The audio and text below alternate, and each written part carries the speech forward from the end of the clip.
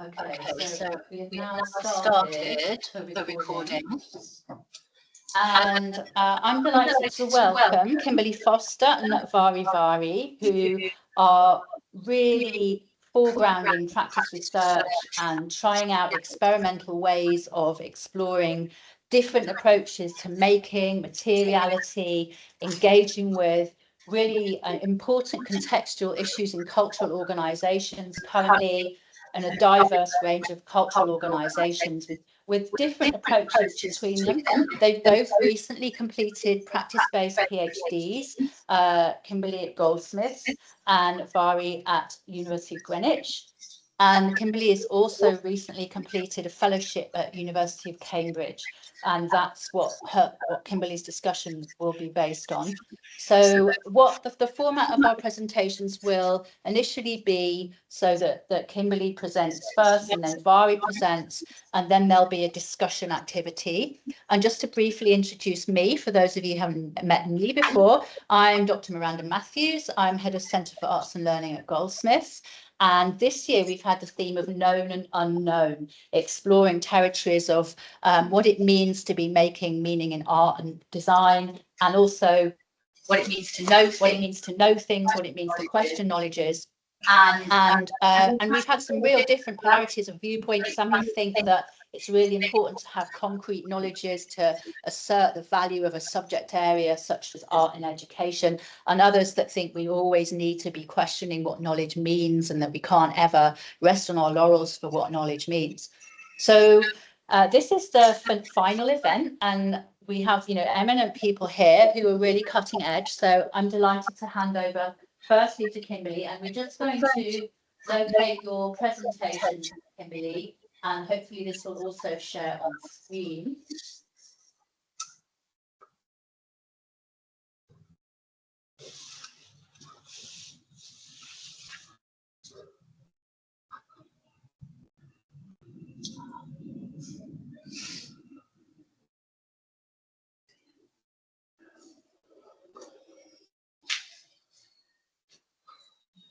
Kimberley, do you want to start? Oh, here it is. It's there. It was there. It didn't find it.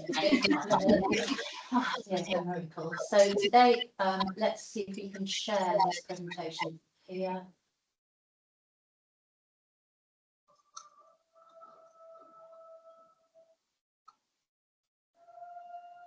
We have some accompanying music now. That's weird.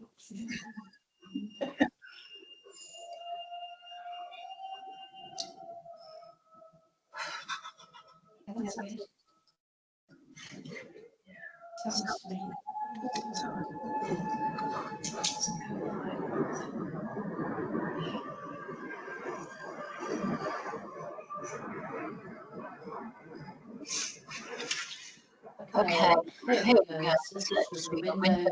That's it.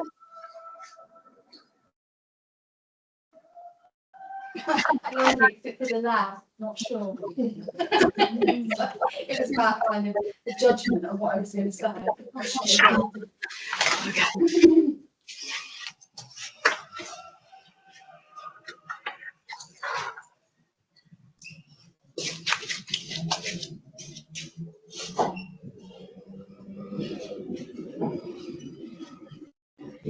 Right, because this is online,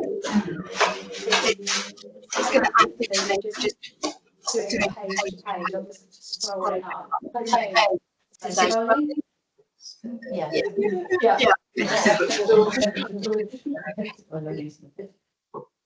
Hi, everybody. Nice to see some young old faces and some familiar faces. I think I'll start by saying that some of the things that I think about in terms of this known or unknown are really about some of the problematics around it, in a sense. Not known or unknown, but this kind of something. And I'm quite interested in if we replace the with something more positive. So rather than it being not knowing or unknown, but maybe it's knowing something else and knowing something differently, and it being an and also and but as well as.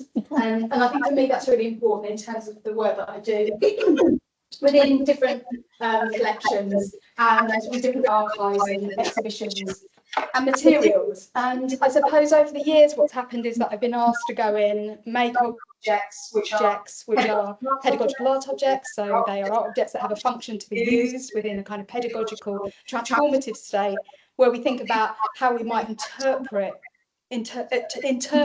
collections differently, how we might come to a more sensorial viewpoint and maybe a kind of touching knowledge, or how do we get in closer kind of space with the materials of the things that are there. We talk about these spaces that we enter into and there being a kind of abundant materiality of these spaces, but actually we are often removed from the materials themselves. So how do we encounter that, and how does our position within the art museum become something that gives space to the subjective point of view? And how do these institutions say, actually, we're interested in the autobiographical, making space for that, which values the different knowing, the sensorial knowing, or the alternative ways of seeing or touching those materials? So in terms of this idea, the thing that I do, and some of you will have seen it 30,000 times, but I have to do it at the beginning of everything, is to talk about it through a material encounter that you see with my ears. So in a sense, what I would say is that we can take an object and we can know that it is something, or that we recognise it as one being. And to think properly, I have to take my earrings off. So you can say, okay, well, I recognise these, and maybe this is something to do with feet or shoe or something like that. And so you hold that in your head. But if I do this, like if you see on the picture, then actually they change. So I become something else. And so that idea that maybe I have ears, or maybe that I'm a rabbit or a horse or a donkey or whatever I might be, means that simultaneously I've enabled, or you have enabled, two things to coexist in one object. So it's not saying, actually, this can only be this. It's saying this can also be this. And so when you take it off, you have a kind of multiple reading of that same thing. It's this and that. And I suppose that's what I'm really interested in when we work in these institutional spaces, that moment of being something other than what we suspect is really important. So, it's quite good because it's sort of like analog doing this. So this was an object actually that I made a really long time ago for the British Library, and they were small DVD players and they were laminated in plywood, and they said, as you can see, I mean something, and then they applauded at the end. It felt like when you go into these spaces, sometimes they say, we already know it's okay, you can find out, we're already okay. How do you feel about it? So this kind of idea of saying, well, I've arrived, how do I position myself here, became really important to me and for the people that I work with. And it should be said that the people I work with range over the years from philosophers to teachers to artists to curators to parents to refugees to patients to doctors to bank managers to children. So the objects aren't pitched to one particular group. In fact, they are pitched to an institution or a framework or a theme, and actually the objects exist through their encounters with other people. I brought some today, so don't feel right unless I come with some. Feel free to have a look. So, in terms of a kind of knowing or not knowing or unknown or otherwise, then there's this kind of idea that I make the objects, which might mean because then I know. But actually, I know what the objects are, I know why I've made them. I don't know what they're going to do. They do something different each time, dependent on who's using them and who those people are in whatever context they are encountered.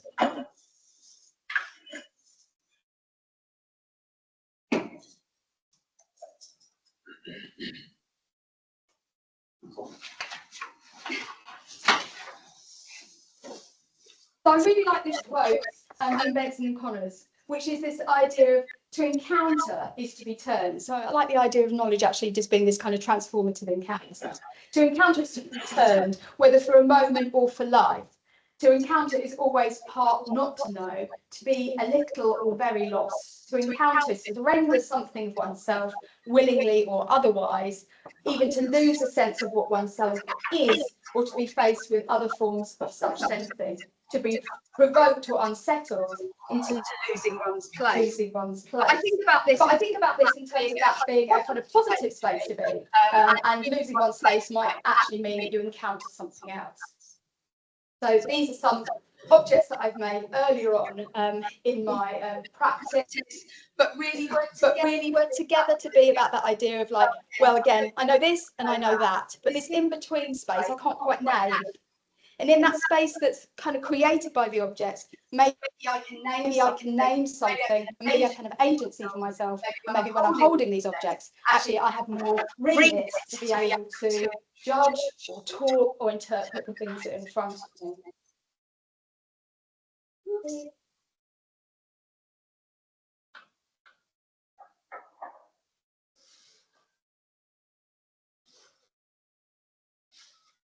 A lot of my PhD happened at Tate Modern, where I was working with a group of artists who were really talking about this idea of actually feeling that, what if you already feel comfortable in these spaces? You're already feeling comfortable. Can anything actually change that? And yes, it can. And through these encounters, what started to happen is that people started to get very irritated by the way that they couldn't get close enough to the materiality of the works that they were looking at. And actually the materials enabled a kind of guiding conduit or compass to navigate these spaces differently, profoundly altering the way that people use their bodies physically within the space, allowing them to lie down, allowing them to move under the barriers with their feet, to touch the materials, but then put them onto their body, hold them under their neck, touch them under their arm, and sometimes put them on their head, and then be kind of guided through this mode. So that people would say, it wanted me to do this. It took me there. It feels like this. And so this kind of idea of this kind of conduit, or what I'm really interested in, is the kind of theoretical position of Charles Garoyan, who talks about a prosthetic pedagogy. And a prosthetic pedagogy is this kind of idea of, an excess or a reach beyond something which is compensatory, something which is in addition to. So to begin with, there's a thing also that I do mostly is to roll a golden ribbon in the spaces that I'm in, becoming a kind of demarcation of a space, a territorial arrival. And this is the Tate Modern, but this kind of idea of how do we allow this kind of soft encounter being there. And for those of you, which we all know, there is Sasava's shibboleth underneath. So there's this kind of idea of a real kind of rupture that has been given a different kind of status and hierarchy within that space. And then this one that's a soft cushioning of a temporary encounter on top through the participants that I worked with. It's like, you know, I feel like I'm doing a clockwork toy as I'm doing this. So, and this is at the Fitzwilliam, where I have been doing my fellowship as part of the Cambridge Visual Culture Fellowship scheme. What's been really interesting about that is a notion of getting into a space and also finding a space for myself within it, as well as allowing that or enabling that for others. So again, this moment of being able to kind of cast yourself into a space. What's really important in terms of this kind of idea of known or unknown is that I never know when I go into these spaces and I'm asked to map and create objects. Or somebody says, can you create objects, and it's for a particular exhibition, but then can it work with everybody afterwards forever? Can you do it, and it's got to be about this, but also we're going to have it for another however many years, and we're going to work with this group and this group. So there's this kind of flexing that has to happen. And so the ingredients of the institutions form what the objects are and map a different way of being. And this has just become a way of me to arrive when I go into space. So this is like your art gallery, Henry Moore Gardens, and the Institute of Education. Oh. So when I arrived and started walking around the Fitzwilliam space that I knew before, I started to think about this idea of not only being there, but how I might find a gap. And somebody said, oh, when people come here and we have a group of children come, sometimes they sit within the pillars or the corners of a space, like this kind of idea of how do you nudge yourself into it. And so this kind of way of thinking made me question how I might just have a a way of blocking out. There's a beautiful lens that's at Kettle's Yard in their house, which is a lens about this size, and it sits in front of plants, like house plants. And what it does is it enables this kind of real concentration or illumination of those things. I thought about kind of anti that, this kind of idea of blocking out, or as I've said there, to kind of go, shh, think about that. I mean something, and then go, shh, I know, calm down. I've got to find my own route within this. So this idea of a physical blocking, as well as a kind of metaphorical way of thinking, became really important. Kind of idea of whose this identity might be and whether we're allowed to do it. It's like push to these things that they're really important. They feel important, those objects, when you're walking past them.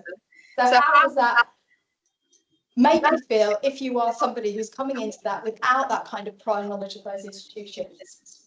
I think importantly, I have to get huge permission to be able to act like this in these spaces. That's something really interesting to me, to be in a space which is about these materials, and about objects, about artifacts, about images, and that I go in there and then have to ask huge amounts of permission to be able to say, can I be in here with objects and artifacts and images and be next to the other things? So there are questions there about identity of the objects, about the hierarchy of them, about the knowledge within them. Sometimes what happens is that people will match objects to objects, and that's their first kind of encounter. This looks like this reminds me of this feels like it would be that. And in that first moment, there's a kind of a touch or a kind of familiarity. But what starts to happen is more of a disorientating dilemma, where you think you know something, but actually it's at odds with what you might be remembering or what you might want to encounter. So you can see here, you can go, yeah, it's like that. But if it ends there, then actually people will just move on, yeah, and the object just doesn't, it kind of like dissipates and dilutes. And when someone finds like a connection in a different way, which is more metaphorical, you see their whole body start to change. So if somebody went up something and kind of went like this, if it's just a match, they might go, like you've gone shopping, yeah, and gone, that is the paint song.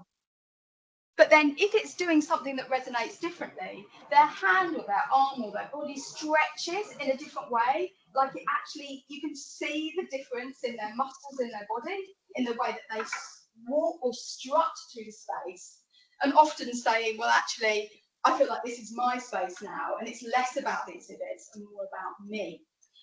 Which, if you think about it, if you're invited in institutionally, is a provocation in itself, because it's changing the remit of where the knowledge lies.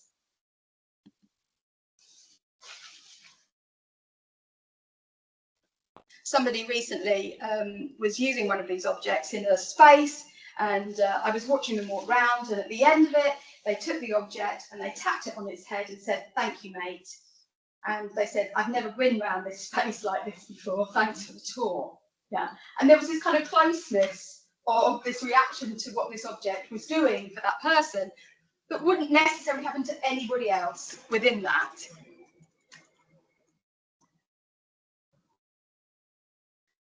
So somebody was talking about the objects in the hand becoming a kind of litmus paper for something, for a measurement of finding ourselves in our own voice, a subjective truth that emerged in the moments, allowing us to own the new engagements that links to the exhibits through a material thinking and a materialized agency, confirming a position. Sometimes people come up to me and they will say, thanks, it works. And I just want to say, for what? For you? For what is the need that was there?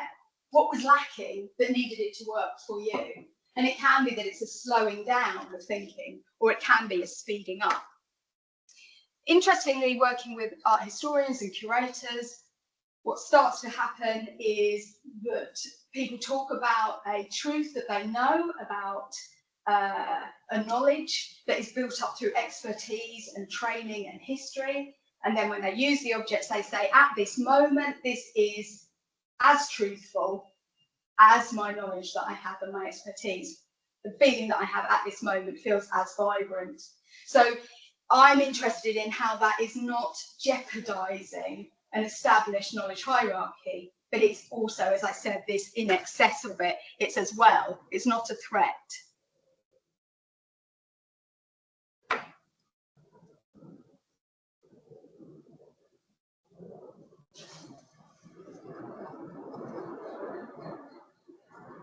And somebody was using this object, you can see here that they started to just view the painting through the object. It tipped the painting upside down.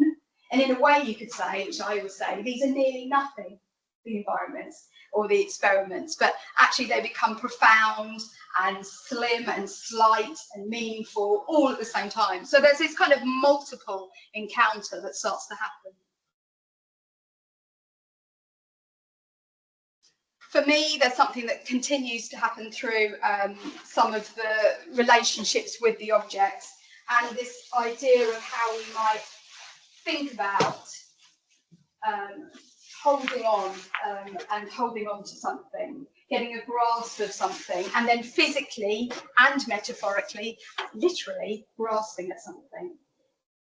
Within the work that I've been doing, there are these different layers of objects which are about this moment of feeling grounded through something, because you are holding on to something and feeling your grip within the space that you're in. The kind of idea of grasping meaning or grasping ideas within the art institution became really important to me within my PhD. And through a kind of idea of Merleau-Ponty and Hubert Dreyfus talking about this idea of the maximal grip, and the maximal grip being the ideal space for where you understand. And I just thought, well, what is that and how can that form? So how does knowledge become practice? What knowledge practices can we have, and how can they be a way of thinking more kind of linked to kind of phronesis, a kind of practical thinking or a practical knowledge? So now within every collection of objects that I do, there is a ribbon, there are ears, and there are a set of grasps as a kind of meta beginning entry into a different way of being, or being metaphorical in this space. This is a Henry Moore Peregrine in the Gardens there. You can't really zoom when you can't really go fast when you're doing it with one finger. So this is just the idea of somebody who was talking about the space, an art historian talking about holding the ceramic covered candlestick. I could see hands everywhere in the gallery, pointing, poking, touching. At the same time, I felt self-conscious, awkwardly moving between the other visitors with this strange out-of-place object, doubting my own capacity to look after a delicate thing. I looked at the hands in the painting, confidently balancing so many eggs between their fingers, signs of new life and regeneration, and thought about a turning point, a new beginning. Recounting this fleeting, personal, easily forgotten narrative to the rest of the group, it became fixed in my mind, something I would hold on to. And this idea of it just being something of a touchstone or a way of entering back into the discourse that you had in that space is really important.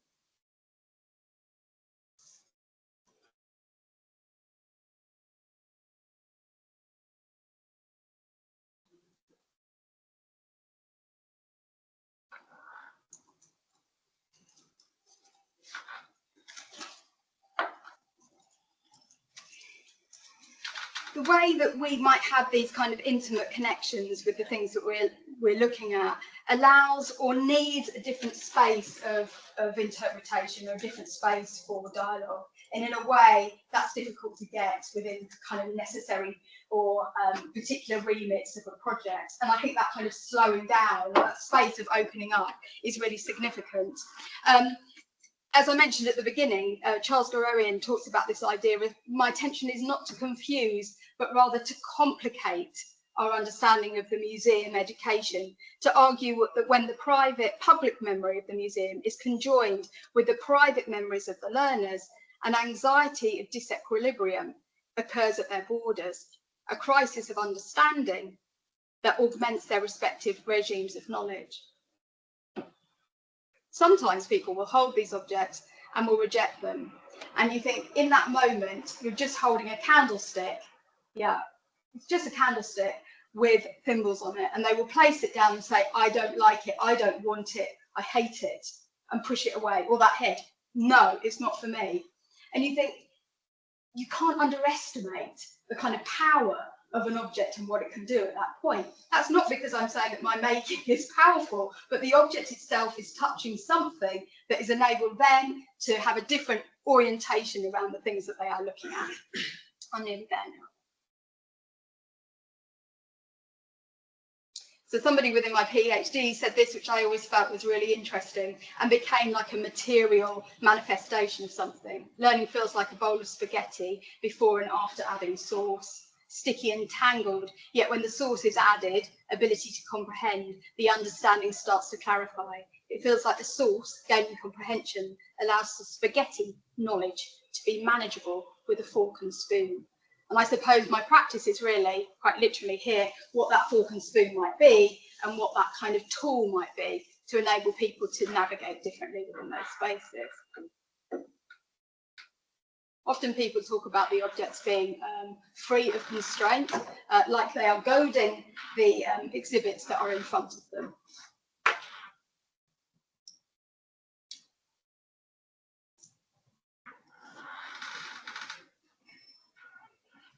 I'm finishing. Interestingly here, somebody said about kind of turning this white ball over in their hand, alert to its texture. And interestingly saying somewhere that they'd worked for a long time, that they saw all the spherical shapes around them in the gallery, registering that a space that they had walked around 100 times, things were already there, waiting to be seen. So that kind of idea of how we might uncover is really important. This is an object made recently for a commission for York Museum Gallery. I was walking around a space, a museum with this object, the one with the eye, and this lady said to me, she came up to me and she said, I just want to talk to you about childbirth. I said, okay. So, I mean, that's what's really interesting. And the encounter came about because it was about her way of it tying into something that she understood, but also with how that linked to the space that we were in. So this is just a quote that was written anonymously about my objects, and this is me wearing all the objects that I made within my PhD. So they said, I hear, feel, smell, touch these objects as openings. Sometimes you can't see beyond that, but you know something's there, a gap that you want to squeeze through, because what's on the other side is unknown and exciting. You can turn certain parts of your brain off and start with a feeling, not a concept. The connections bubble inside, hopping on the surface of the internal dialogue. Is it pain? Is it pleasure? Is it play? Then a thought or idea emerges which you almost dismiss because it was unexpected and is perhaps unwelcome. Now where will we go with this idea? Now the door is open. Now we have used these objects as pokey sticks, messing up the normal order of things. We will hold it until, like a pair of magnets, we are pulled towards something with a clang of clarity, as if it was meant to be.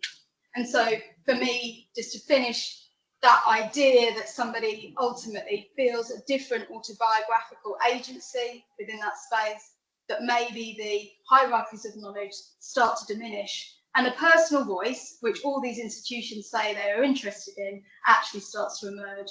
And not just emerge, but is seen as valid and is something that can be taken away as well with them.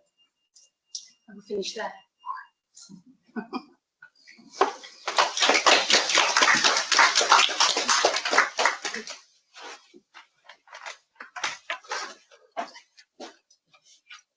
So I'm going to do something very different from Kimberley's animated presentation.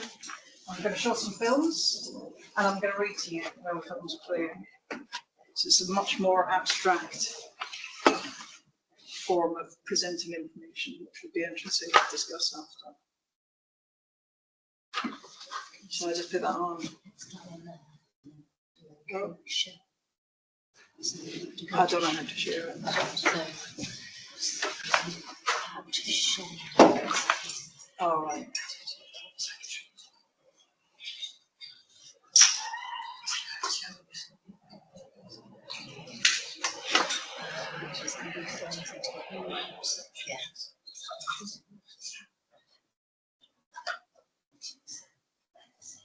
Okay, brilliant. Can I make that bigger? Yeah.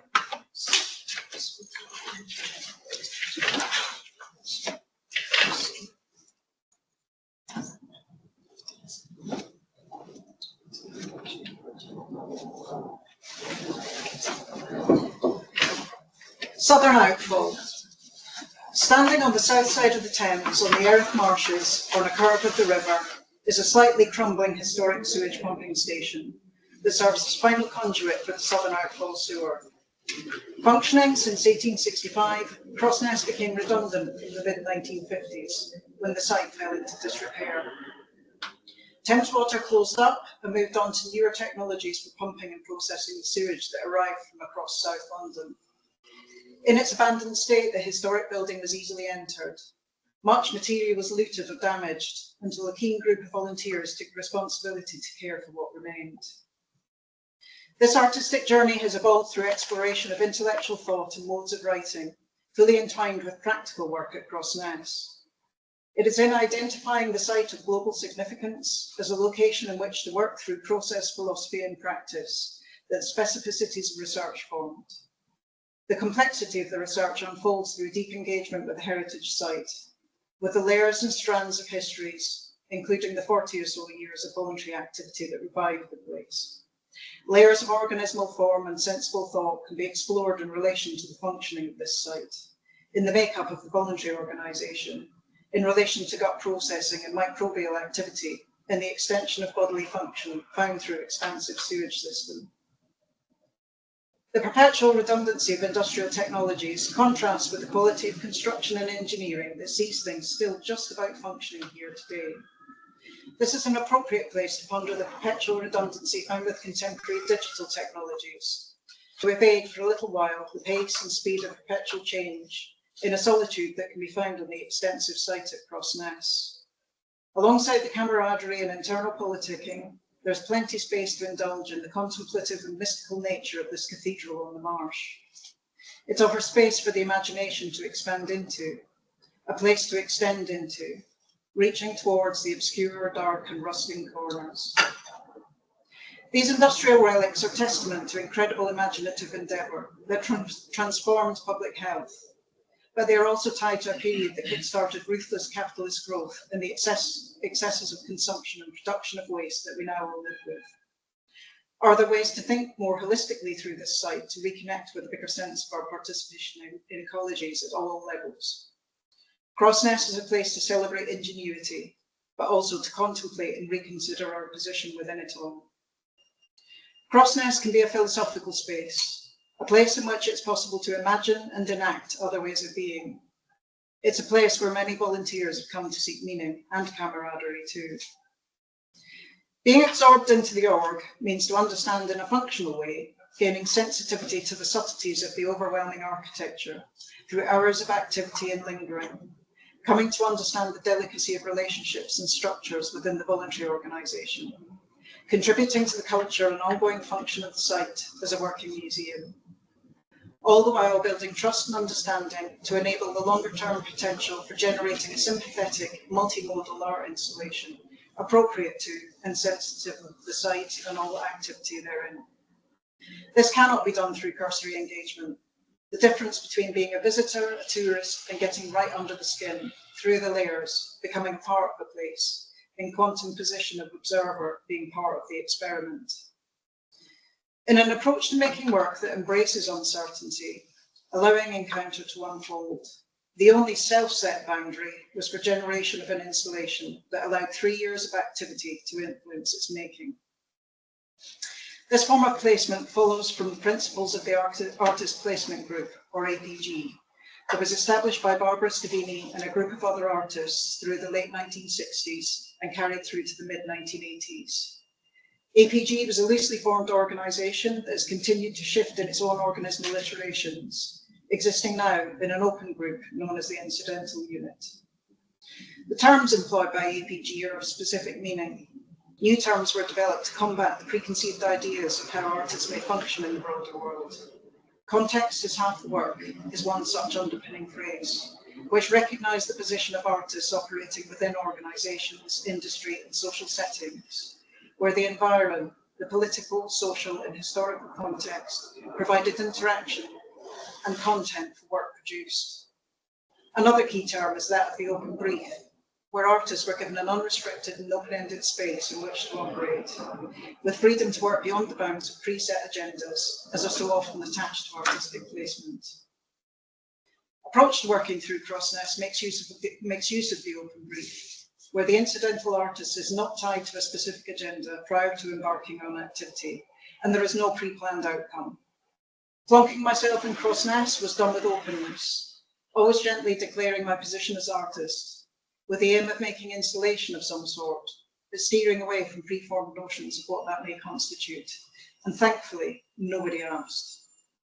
This allowed for things to evolve in genuine response to being within and part of the place. In the case of Crossness, the context really is half the work. As being part of the organisation has meant getting quite involved in aspects of restoration, in oiling the beam engine, in generating archival material on the current processes of restoration, in museum accreditation working group, in day-to-day banter, and making and eating of cake. All part of being field artist, all involving perpetual creativity and inventiveness. The Ness, as it's often fondly shortened to, is completely immersive. A day there can leave me exhausted, exhilarated, and often overwhelmed by the beauty and rich complexity held within, and tired by the little political wrangles. For working at Crossness means working with a community of mostly ageing volunteers, with an array of perspectives that can often be quite far from my own. So the act of practice, the immersion of practice, becomes an entirely absorbing and encompassing act. Being entrenched in the place finds not only socio-political environment with its own economies of exchange, but also a realm already full of overwhelming sensory encounter. Through operating in the field within Crossness, through working as a volunteer, comes an understanding of the building, the people, the voluntary organisation, the bigger political and economic context within which it operates, and with the subtleties of everyday encounter. Through embedding within Crossness, working as a volunteer, a form of socially engaged practice is undertaken through being an organic element within the org, contributing to its ongoing function, not as an objective observer, not as an outsider who delivers a work into a space, but as a living cell within, as a bacterial being, playing a part in contributing to the culture of the whole. Here, creative practice does not emerge from a single mind, but from the plurality of being, from interaction, dialogue and exchange, from writings, philosophies and thought legacies, from what we ate for lunch. Things swirl around in loops of feedback and stochastic process. Conglomerations of stuff emerge as wee islands in the morass of events. Conversations whirl around all, some bits stick, and as the Victorian children used to pluck silk handkerchiefs and other solid items that caught on the sewage filters, finding wealth within the filth. The area over the vast subterranean sewage tank, constructed from brick-built vaulted chambers, was grassed over and provided playing area, cricket pitch and general village green to a small community who lived in cottages constructed on the site. These were the families who oversaw continual operation and evacuation of matter through the southern outfall into the Thames. Meeting community needs, a school also formed part of the settlement upon the sewage storage tanks. The people were an integral part of the place. The site could not function without them. Through the process philosophy, or philosophy of organism, of Alfred North Whitehead, filtered through the writings of Isabel Stengers, we find call for return to a form of common sense, in tandem with objective knowledges. Scientific developments have displaced understandings once based on subjectivity and sensory perception to those of objective fact. So we've hit an extreme where the bifurcations of nature manifest in a big disconnect to our impact upon and loss of respect for our ecologies and environments at all scales. Stengers, through Whitehead, proposes a return to valuing qualitative aspects of existence that come from all that sensory encounter entails. The process of gathering information across a range of knowledges and experiences through involvement at Crossness derives a mode of practice that evolves as a form of common sense, in subjective sensory encounter alongside abstract levels of intellectual understanding. It's in the generation of installation that many senses may be held together in open dialogical space, where objectivities are merged with marginalised positions, in a return to original understanding and common sense, derived from the immediacy of sensory information and all the qualities of experience therein, as valid forms of knowledge, merged into larger objective realms. Crossness is world that expresses a unification of objective fact and common sense. In the mathematics and engineering that allowed its construction, with the sensory operation of the beings that kept it running. Is knowing just how much to open a steam valve intuitive rather than calculated, through the feeling in the turn of a hand. Understanding when a gentle clank has shifted from one of health to one of misfunction. The old processes for pumping sewage echo in the contemporary restoration and running a beam engine purely for public pleasure. Monitoring the engine on a steaming day not only requires use of eyes and ears and the reading of gauges and listening to rotational clanks, but physical receptors that pick up the rumbled vibration through architectural surrounds, that bubble up through flagstoned floor, through the toes and shins, up into corporeal core. Rotation of flywheel, the clipped flip of steam valve, all become one. Not disconnected from the flesh and bone that absorbs as it operates, but becoming part of the machine, with reciprocal impact, even if minute, upon overall function. Being at Crossness involves complex multisensory experience through the sounds of the place working, with movement through the building, touching the metal surfaces to see if they're smooth enough to paint, balancing on a higher level, reaching out to dust a 52-ton beam, a gentle touch at the stretch of an arm. After a day spent oiling joints and points to keep the engine running, the feel of grease and oil on the skin, the soft crunch of grainy hand cleaner, cleansing away the skin-deep grime, the resting of bones on plastic chairs, the banter and laughter over warming cups of tea, if we're lucky with a piece of cake. Shop bought is good, homemade is better, and chocolate cake, no matter how unctuous, is definitely most divisive. Hanging out at Crossness, drinking cups of tea and eating homemade cake over a bit of banter is a part of the process for generating work. Being in and around this world in some small ways, putting into embodied practice the joy of existence found through sensory encounter. The sound of a gentle beam engine turning is punctured with slightly concerning clank. Sound is often the first way to tell if something is wrong. The clatter as a body fell off a low scaffolding platform. The listening benches of old offer invitation to think through sound, stone built into the architecture, to sit and audit daily function of these colossal churning pumps.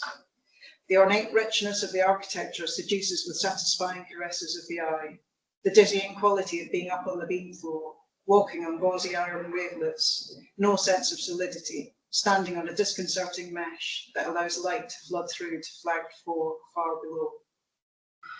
The work is formed through a convoluted journey that unfolds, from jaunts along the Thames path and around the houses, rail travel via Crystal Palace and aeroplanes to New Delhi rooftops, all leading back to Crossness. On coming nearer to Crossness, the smell often precedes its looming physical presence. The miasma gets inside you without consent. This entices the way to artistically explore. Perhaps the only way to explore is in sifting through the subtleties of sensory encounter. The city is sight, from city to city, travelling between one capital to another. Delhi erupts sensory explosion. Incredible place to think through the senses with perpetual background movement, busyness, antness of everyday stirrings, shifting noise, cacophonous car horns. A river of movement entwining car, tuk-tuk, cows, people, somehow all existing in the same arterial space, shifting through riots of colour moving. In following your nose, journey continues through intermingled smells of spice and sweat, perfume and ordure. Walking through popular streets means perpetually dodging and a little pushing and rubbing of shoulders. There seems to be much acceptance of undefined personal space, boundaries loosely drawn. Warmth pervades to the core of being. Sensing retreats gently into less lit night. Softer level of murmur ensues, punctured by occasional dog bark. Event installation will of itself unfold new occasions of encounter.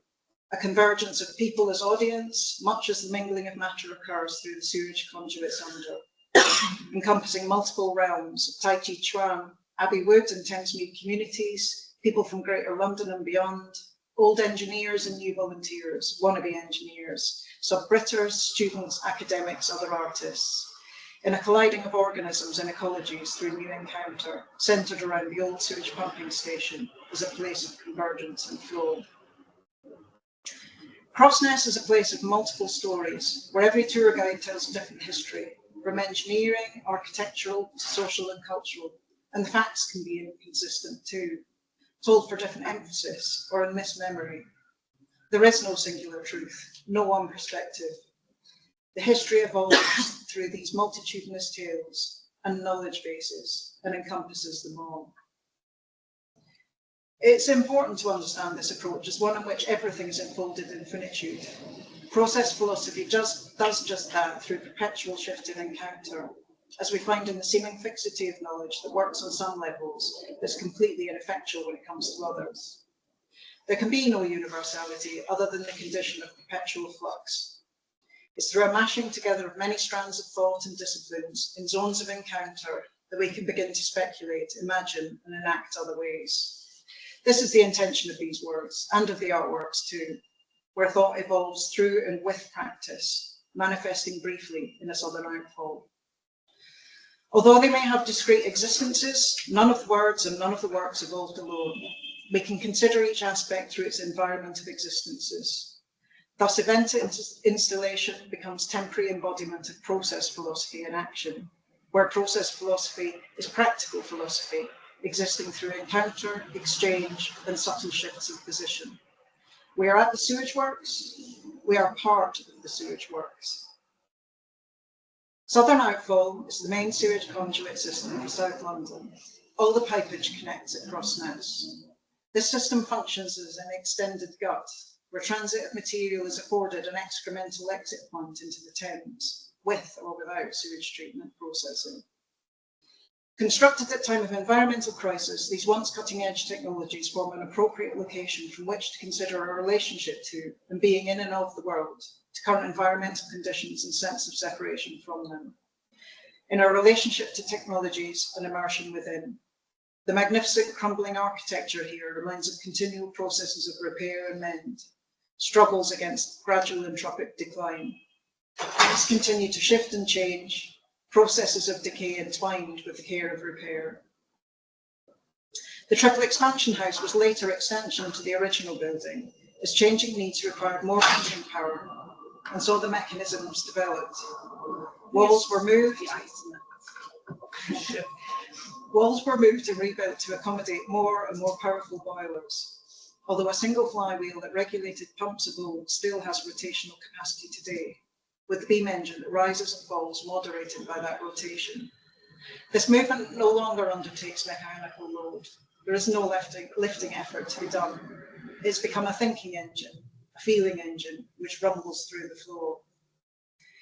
This is a place to experience awe and wonder, a place to understand and share in community, a place to consider the relative position of being in that bigger world, and a place to indulge in sensory encounter. This form of practice does not just reflect a mode of organic philosophy, but is living embodiment of the very thought. In this understanding, a processual practice is not about illustrating ideas and philosophical concepts, but thinking through them, with them, in methods of making that establish novel zones of encounter. This mode of practice has capacity to work through change rather than resist it, through acceptance of finitude and openness to vulnerabilities. It's the brevity of existence that gives a precious value to things, to be appreciated and cherished at that point in time, before they have changed or gone, rather than taken for granted in a state of fixed continuity. This comprehension is reflected in many Eastern philosophies, as in understanding planetary process philosophy. This work is an outflowing of thought and the result of decisions made on the way. There are contradictions and non-conclusions throughout that are an intrinsic part of a process that encompasses uncertainty and the holding of multiple perspectives simultaneously. It's been formed through exploration of a range of modes of thinking, making, doing, rather than cohering, conclusive fact. It proposes a processual mode of being, given physical existence through the decisions involved in making the work. The work isn't illustrative or about process or process philosophy or philosophy of organism. It's the embodiment of them. Instances encapsulating process philosophy is practical philosophy that encompasses moments of encounter within a bigger realm of experiences, in a becoming that takes place at the site of a historic sewage pumping station, standing on the banks of the Thames, and through encounter with all that lies therein.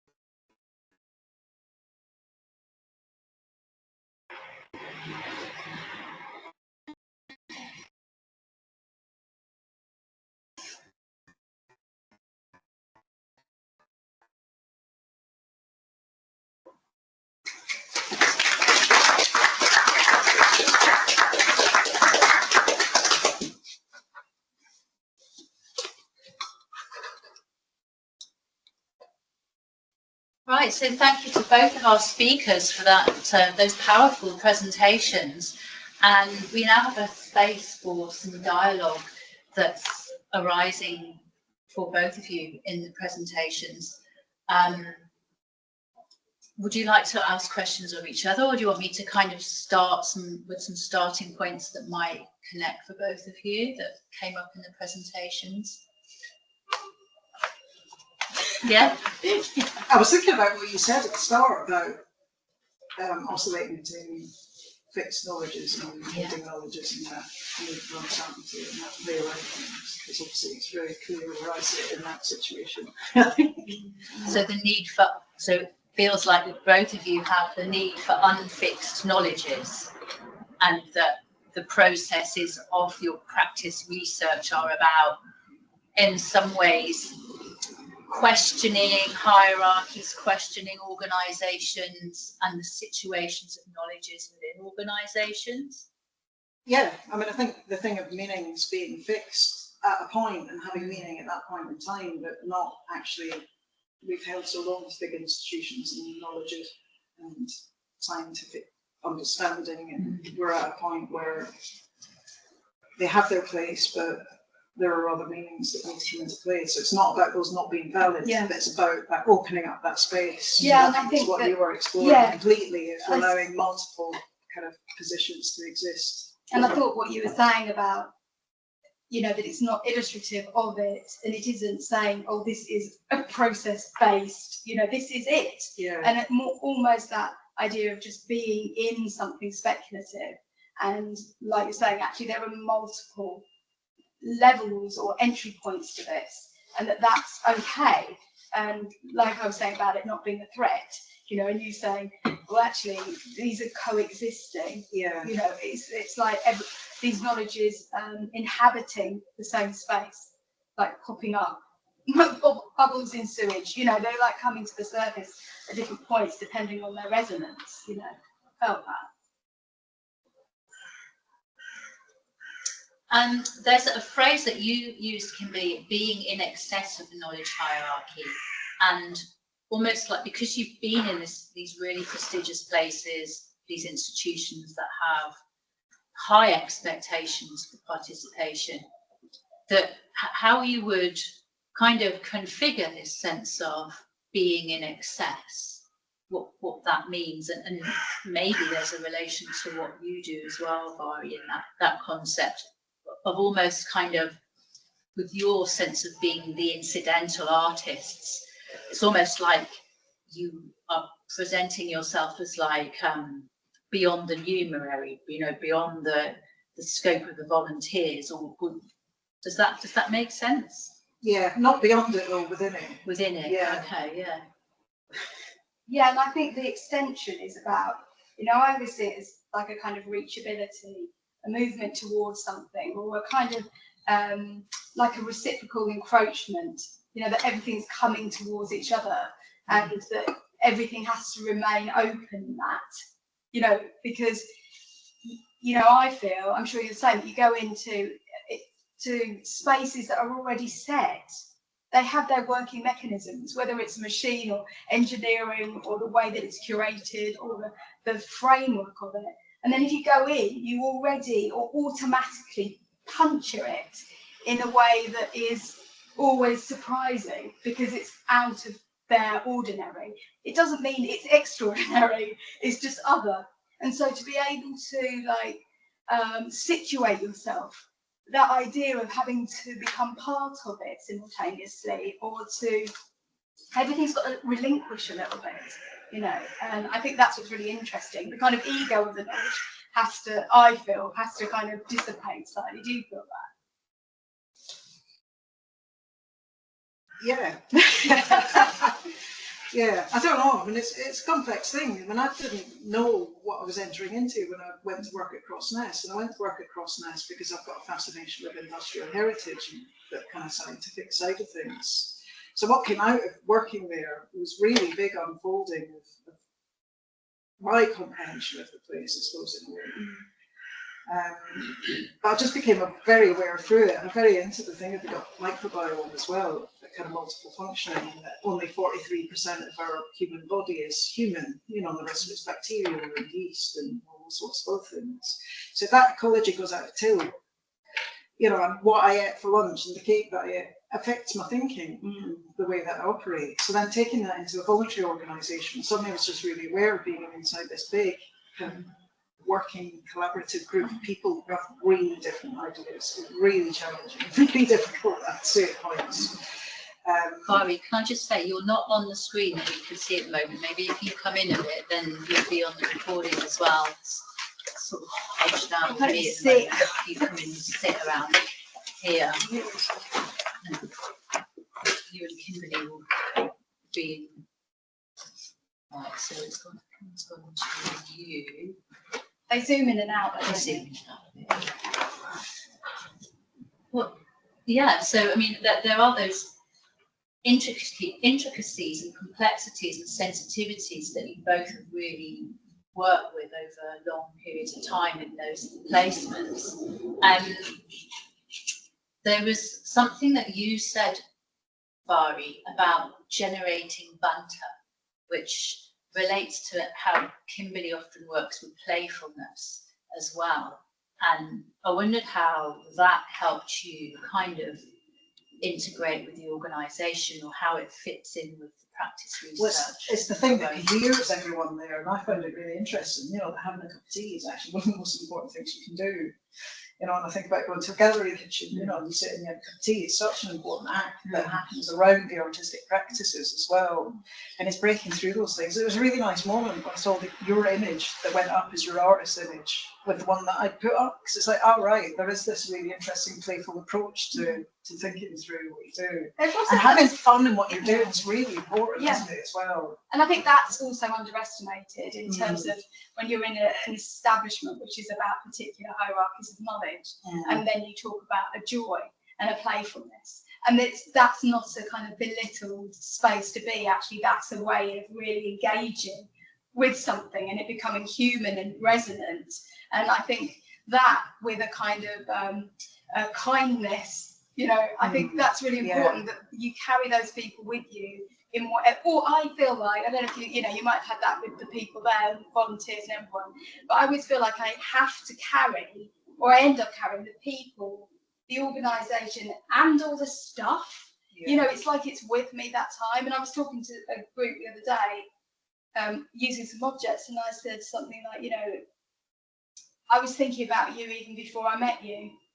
You know, and that feels like what it's about. You know, you're making something and somebody else is in mind. You don't know who they are, and you're not who you were going to be tonight in my head. You know, you can't know that in advance or what knowledges you're sharing, but that idea that you are open and you have to remain open to what and things happen. But then it's the decisions and the things that occur that are the really important points.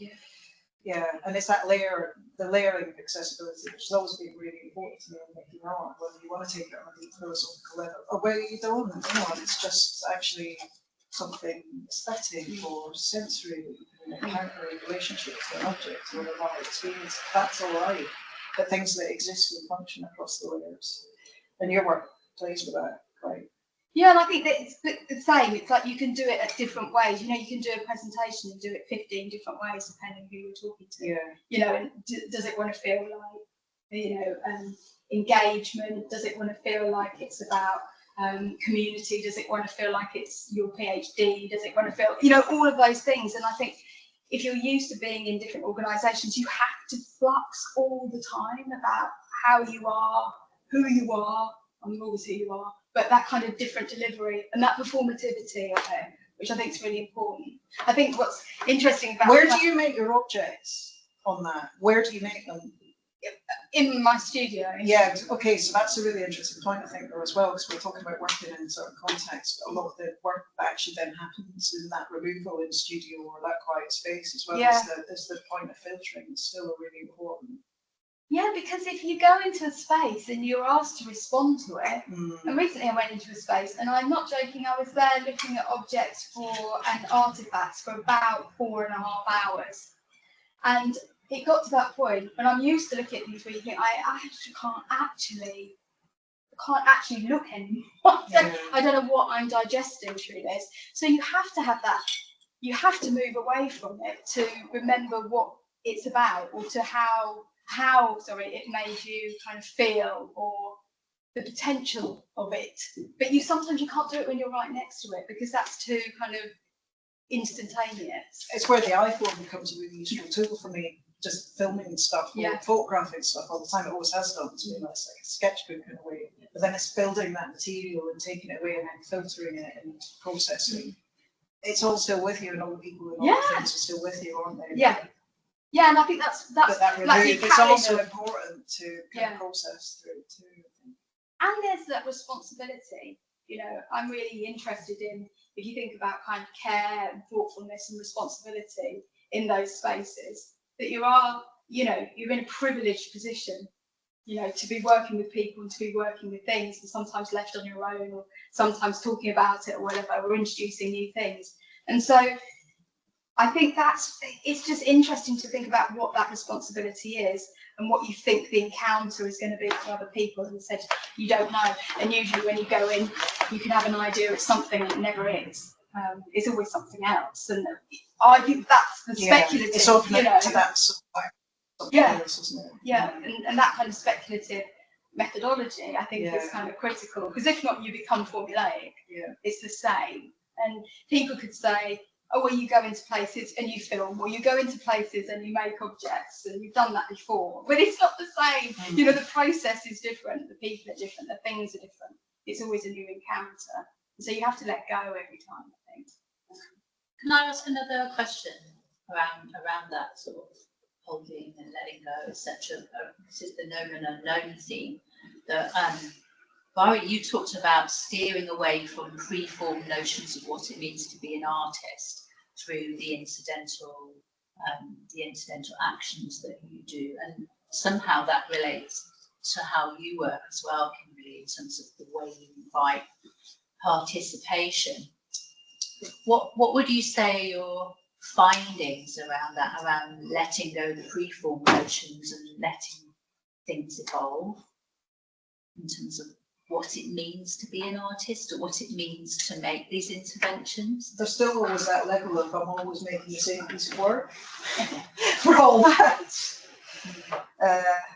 Not intentionally, but somehow that kind of core of what you're doing all the time makes sense that there's a consistency there that just exists, and you don't recognise it to begin with, and you think you're doing something completely different. You try to be really open, but your agendas and your interests and things actually still filter through. Well, you can't get away from yourself, can you? You know, and I think that's interesting. And I always think in terms of I'm interested in how other people define you. You know, if people introduce me and they haven't had a bio, I think, oh, how weird.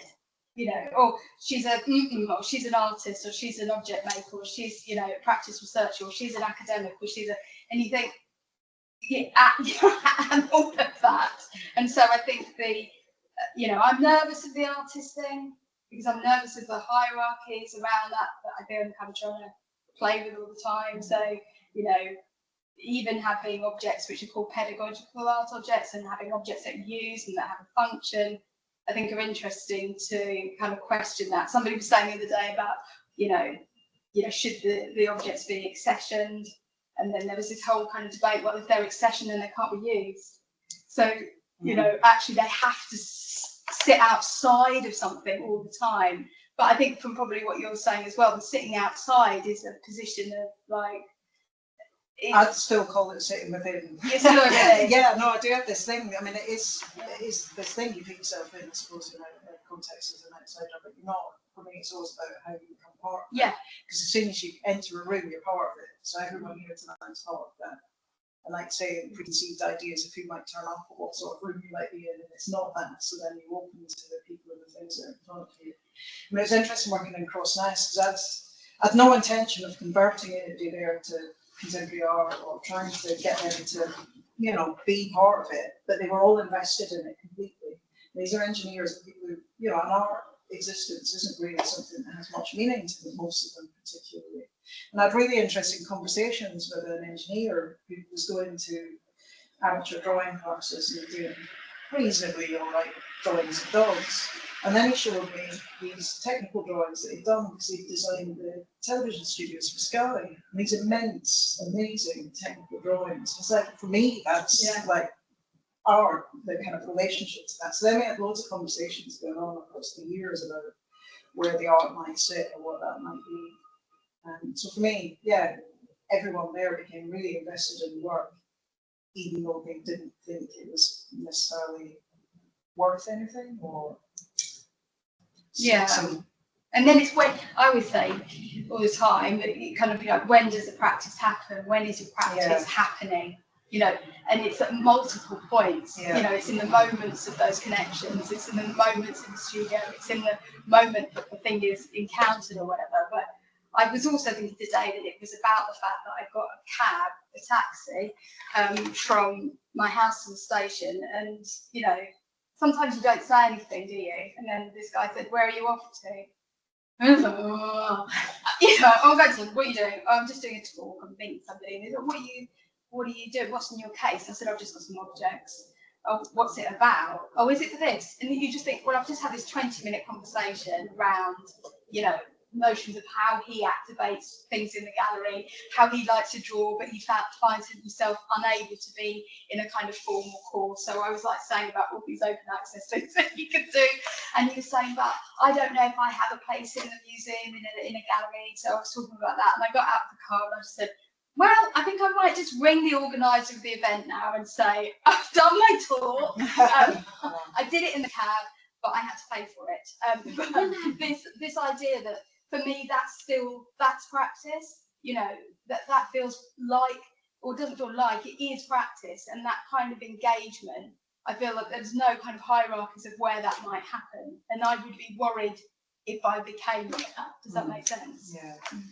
Would you be happy now to open to some questions from our audience, because we've got like 14 minutes of timetable time left, and it would be really nice to hear a few voices of people in the room if you have questions for our speakers.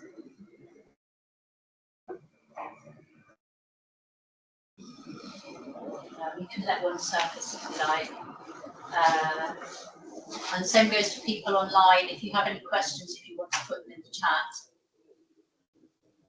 I mean, the discussion is really obviously forming great connections between the two of you. Yeah, I think this importance and value of museums and galleries and historical working museums, whatever, really kind of interests me in terms of how we're using them to find meaning, where they are and aren't, and it's okay for it not. I think I found it so important. It's okay for it not to be appropriate to someone as well. Yeah, it's so crucial, and that's part of the thing working at Crossness. There was no brief, there was nothing. I set it myself. I want to do an installation at the end of it because that's the way that I work. And I knew that I'd be bringing in another audience of some sort for that, as well as working with the people within. So it's an interesting way to sort of bring these worlds and merge these worlds together through art and character. So yeah, I don't know where. I think I remember something pivotal to me, which is like a story that I always tell, but I went to a museum early on in my kind of making, and I saw an object there, and I said, oh, that's really interesting, why has it got like 3 or 4 labels next to it? And they said, just with different dates, and they said, oh, well, we found out that each of the labels was true at a certain point, but then we found out more information about it, and so this one is now true. And those ones aren't right. So I said, well, why are they there? You know, and they said, well, because it's all been published. You know, it's been published and documented that was its truth. And I just really like this kind of pattern of a belief system. And I think you just have to remember that when you're in these spaces, which are telling you something. That actually some of it isn't known, some of it is speculative, some of it is like a kind of collage of historical facts or of contemporary facts or about theories because someone isn't around anymore, conversations that you haven't heard that people have imagined. And so it's really not a jump to go into a framework where you're also talking about other ways that space might be or how you might activate it. But I find that's really exciting because I feel like the institutions are already revealing that, you know, without having the kind of remit on it. Yeah. It's that thing of taking the labels off as well, isn't it? And there's that pressure to have to describe or write an artist statement or put something in brief, and what happens if we just get rid of all that for a bit as well and let the work and the objects and and the encounter with it. I was thinking, what's the name of the artist who made the things? This is really this now. I was thinking of, is he a Swiss artist who made objects that you work with? Owen Worm. It's one of it's one of them. There's another I was thinking of as well. Yeah. Where it becomes a kind of process of playing and acting with something as well. But I remember a show at Tate where you actually went behind a curtain with one of these objects, so nobody knew what you were doing. Which I find quite interesting as well, actually, is that sort of idea that there's a space there for people to play with stuff without an audience as well. Also, I think that I always used to say that people were skeptical, that there would be a skeptic, that they'd be like, well, it's just that. Yeah, it's just that. And I used to say, oh, well, they're the skeptic, and you have to have a skeptic in the space. But of course, actually, if you're open to people's subjectivities, then you can't say they're a skeptic, because that's just because they're not thinking along the same lines as you. So that kind of idea of saying it's just that, you've just found a spoon, it is literally that, they're right. They're right. And so that kind of idea of, if you're open to other people's encounters, you have to be open to the way that they might engage, the way that they might deflect, the way that they might challenge you. But I think that's what makes the practice kind of vital, because you can't walk away from it. You are entangled into its kind of register. I don't really have a question. Just an excitement for what you've both spoken about, and a million questions for you each individually. Just kind of trying to scribble notes and hold bits of information. But the one note I've got written broadly across all of it is about gut processing, which feels so relevant across both practices and all forms of making. The sight of crossness, the gut response of the audience, the maker within these sites. And just how interesting it is about how artists translate or digest through these kind of embodied practices, these multisensory experiences. It's really exciting. That thing about a kind of digestive tract of knowing, and I've always really liked that idea, that actually that kind of processing, and lovely that you would be in the space of processing, but like a tract of knowing sounds like it is literally that you are chewing it over, or the cud of it, you regurgitate something that you can't quite stomach, or you don't know yet. So I really love that kind of idea of the gut. Yeah, and it linked in the images that you both provided. So you were the head with the spoon, and that kind of ingestion process, or the taking of the knowledge sort of metaphor that you present there, and Vari with the whole organisation of Crossness around preserving these knowledges of what happens with bodily functions that are often not talked about in polite society, and that, it's all made ornate and beautiful in the Victorian building. So it's that the processual experiences, what we keep and what we let go, what becomes waste, what we actually need for our thriving, the experiences that we have. Yeah, I'm interested in the scientific side of it, where gut processing is now becoming a kind of acknowledged form of intellectual processing, that these things are not separated from this knowledge, the knowledge systems that we've gone through, the brain doing all the work, that actually exists in a much more expanded dimension. It's really interesting to see, and a lot of practice has a solidity as well in terms. So the true embodied practice. Yeah, but it's getting institutions and places to take that on as a valid way of thinking, actually, in Mhairi as well. I was hugely impressed when I went to Crossness at, I know it's called the Cathedral on the Arch, but there's you and all those volunteers working with, implicitly working with the silent dead geniuses, because they are, from, leaving the gut thing aside, which is you're surrounded by, so it's obvious. the intense cleverness and forging ahead of literally inventing that engineering system, and inventing an engineering system that is so robust. I know it doesn't work automatically, and everything needs, you know, upgrade, and but it's just like, I kept on thinking, what do they think? You know, would they be pleased? Probably some would, but it was a it's a very brave thing to do, and it's really special to sort of have, through art, access, you know, through various things, and volunteering, access to be literally at the nub of, because I mean, walking into that room and doing things that, you know, just the scale of those beams and that floor, it's so clever. It's almost, you know, a floor that is completely see-through. Literally, it's like a cast iron grid, and it's completely see-through to the whole building while functioning, while ventilating. So you can see every part of this machine that is like, God knows what, 8 meters, 14 meters. I mean, you're talking about many meters. It's extraordinarily clever. And I'm guessing that that was probably one of the first things at that scale that functioned like that. Yeah, it was. It was cutting edge technology at the time of environmental crisis, which I find interesting now, because that's the kind of debate that's going on around it.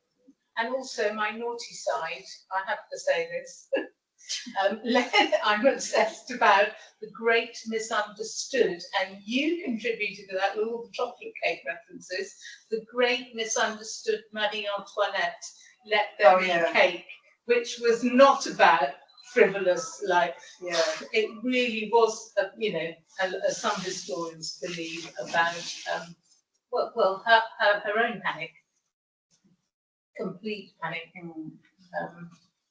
But I couldn't stop thinking about it when I was there, and it, you know, well, it's one of the interesting things of working in a place that's so rich with its own history and layers of stuff, is that the artistic interventions had to be quite subtle in a way, because and to point to things and actually draw on what already existed there, rather than going, I'm going to make a big artistic statement here, or so it's kind of interesting, that difference of how you operate. You make things in I think a specific context, if you rather than in a for a gallery or a. But I was just thinking, when you were describing it then it felt like the complexity felt like a body. You know what you were saying. You know, all of these systems and and it has to be maintained and it has to be updated. You know, and I think actually the institution as a body is kind of interesting to kind of think about how it kind of needs to merge. Sometimes it doesn't change. Sometimes it flips over, sometimes it fails, and I think that looking for the in-between spaces within it, which, like I said, in the kind of bits where you fit, is quite powerful, but can be quite difficult if you're overwhelmed by the structures that are kind of placed on you. You know, as I say,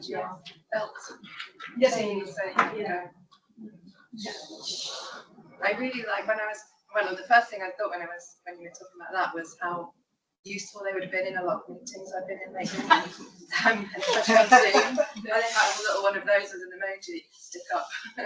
It's like, and also to myself actually, sometimes when you just say, what are you talking about? But like within those institutional spaces of that, the history of those knowledges, where sometimes it is quite overwhelming. Like even in spaces that are not as impressive as that, just in a school setting, I think there's something where we're so verbal and so within our minds, within these institutions, within like this ability to be able to construct answers or state what knowledge is in these really set facts, like having those, not even those, but just material processing itself is almost the shushing of the institution. And I was just thinking about how useful that is within settings that I work in, like just how absent materiality is across a lot of institutions, and as soon as those objects are brought in, sometimes it is like the shushing, because as the brain is trying to grapple with what am I looking at, what does this feel like, what is it doing, what's its function, all of that, but it also then activates something so interesting, which is why materiality is so powerful. It's like I'm instantly drawn into something else that I've been working on, or a theme, or something else that I've thought of, or the hand clasping things, like, oh, that's a really great idea for this that I've been thinking out. you don't have to verbalize those things. It's like the object like animate and activate all these things in such powerful ways, even though they're just sitting in front of me like there or that's over there. It's quite incredible. Like all of this materiality doesn't need activating all the time through this idea of verbal ego. Yeah. Especially in institutions, educational institutions, it's like that shushing is such a powerful tool. It was I interesting. have to say this now around the shushing in educational institutions, but we've got 1 more minute left in our schedule. So I'm just bearing in mind, we can carry on the conversations. We're not time bound, but some people will need to leave at 7 o'clock. And I'm going to just round up the recording now to say thank you to our online guests who've endured technical difficulties to be with us today. And thank you so much to our speakers for this fascinating discussion, which we could continue for many hours, I should think. So I'm just going to say that I'm going to stop the recording now on this thing. And but we can continue the discussion afterwards, and this recording will hopefully be available afterwards. Thank you so much. Thank you.